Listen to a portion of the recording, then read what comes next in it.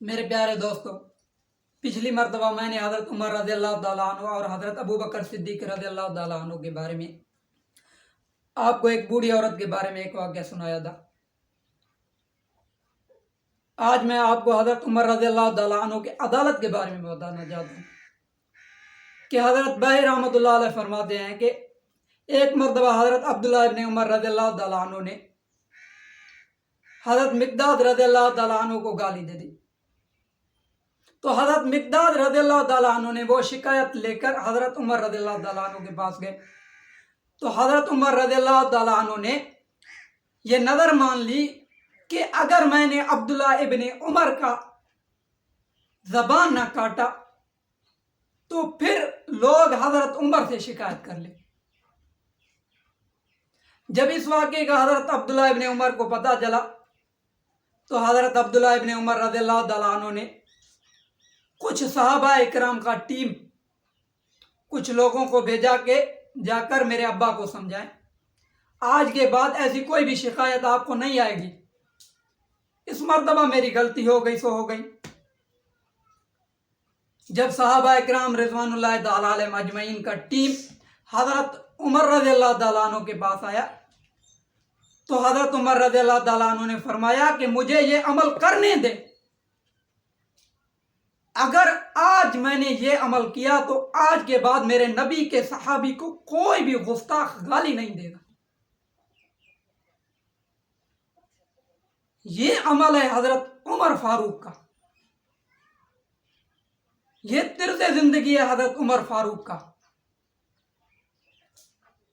حضرت عمر رضی اللہ تعالیٰ عنہ کا ایک اور واقعہ میں آپ کو بتاتا ہوں کہ ایک مرتبہ حضرت عمر رضی اللہ تعالیٰ عنہ نے کھلی کچہری لگائی، جو آج کل کے لوگ لگاتے ہیں نا، ویسی کچہری نہیں تھی، اس میں تمام عام خاص اکٹھے بیٹھے ہوئے تھے، ان لوگوں میں کوئی بھی کسی کا کوئی بھی ویلیو نہیں تھا، سارے لوگ حضرت عمر رضی اللہ تعالیٰ عنہ کے رعایا میں سے تھے، جن میں یہودی عیسائی اور لوگ بھی بیٹھے ہوئے تھے۔ تو حضرت عمر رضی اللہ تعالیٰ عنہ نے فرمایا کہ کسی کو بھی کوئی شکایت ہے تو مجھ سے آ کر بتا دے۔ تو ایک صحابی اٹھ کر کھڑا ہوا کہ یا امیر المومنین، آپ تو یہاں پر بیٹھے ہوئے ہیں، آپ کا فلاں غلام جو ابھی بادشاہ ہے،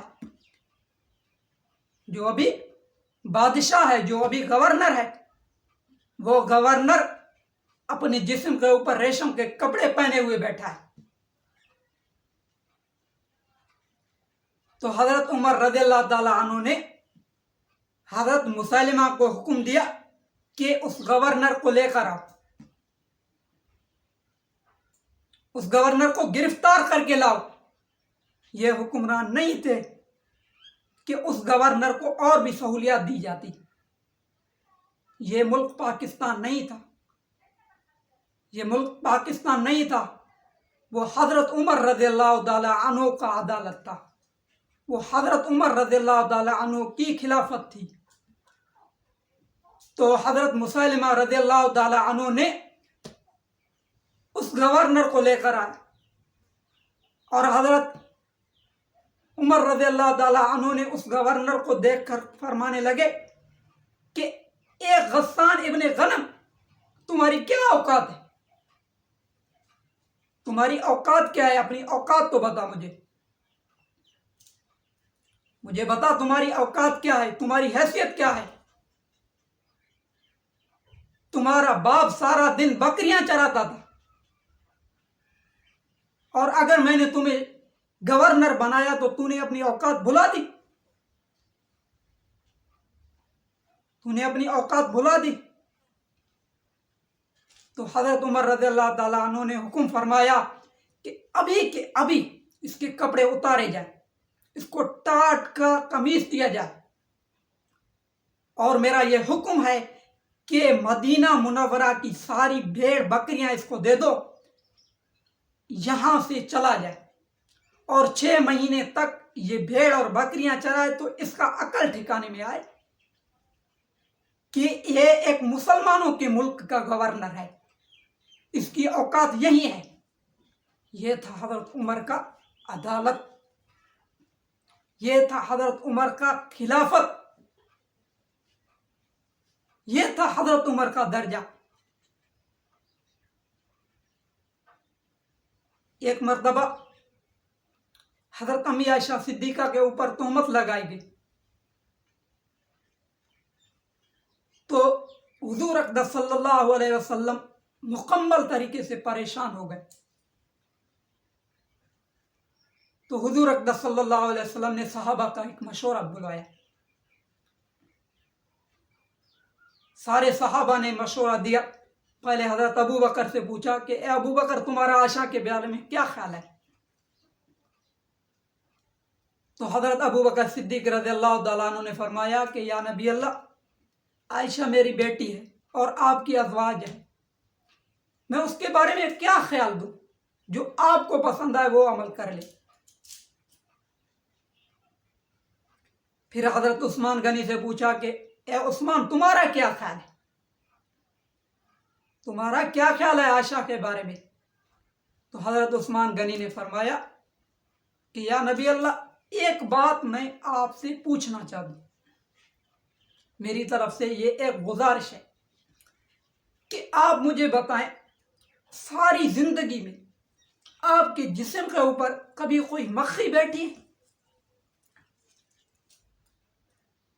جو مکھی ایک گند کچرے کے اوپر بیٹھتی ہے، وہ کبھی بھی آپ کے جسم کے اوپر بیٹھی ہے؟ تو میرے نبی نے فرمایا نہیں۔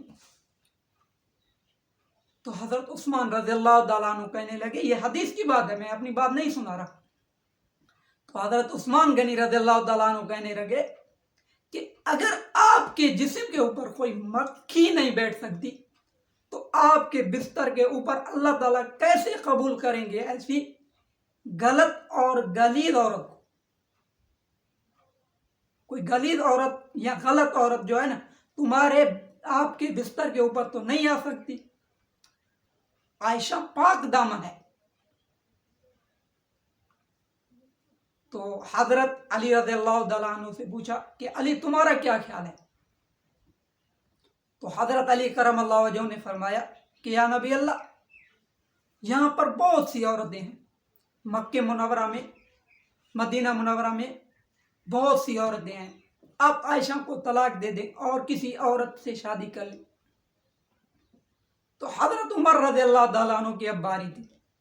اے عمر، تمہارا کیا خیال ہے عائشہ کے بارے میں؟ تو حضرت عمر رضی اللہ تعالیٰ عنہ فرمانے لگے کہ یا نبی اللہ، بس مجھے بھی آپ سے ایک ہی گزارش ہے کہ مجھے یہ آپ بتا دیں کہ آپ کی جو نکاح ہے وہ اللہ تعالیٰ نے خود کروایا یا آپ نے اپنی مرضی سے امی عائشہ سے نکاح کر دیا؟ تو حضرت عمر رضی اللہ تعالیٰ عنہ کے اس سوال پر حضور اقدس صلی اللہ علیہ وسلم نے جواب دیا کہ اے عمر، میرا نکاح میرے رب تعالیٰ نے خود فرمایا ہے۔ تو حضرت عمر رضی اللہ تعالیٰ عنہ نے جواب دیا کہ یا نبی اللہ، اگر اللہ نے تمہارا نکاح فرمایا تو پھر تو کسی صلاح مشورے کی ضرورت ہی نہیں ہے، آپ خود اللہ سے جا کر خرا مشورہ کریں، اس معاملے کو اللہ کے حوالے کر دیں، جس نے نکاح کروایا وہی مسئلے کو حل کرے گا۔ تو حضور اقدس صلی اللہ علیہ وسلم کا چہرہ کھل اٹھا اور میرے نبی نے فرمایا کہ اے عمر، جزاک اللہ ابن خطاب، اے عمر تمہارا بہت شکریہ ہے کہ تو نے میرے دل سے کے اوپر سے جو بوجھ تھا وہ بوجھ اتار دیا۔ یہ حضرت عمر کا مقام ہے۔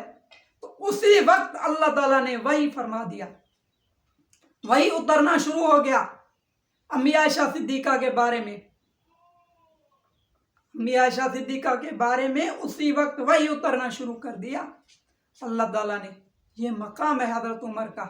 جب حضرت عمر رضی اللہ تعالیٰ عنہ بولتے تھے تو اللہ تعالیٰ قرآن پاک کو خود نازل فرماتے تھے، اور آج کے مسلمان حضرت عمر کے مقام کو سمجھنے میں بالکل قاصر ہو چکے۔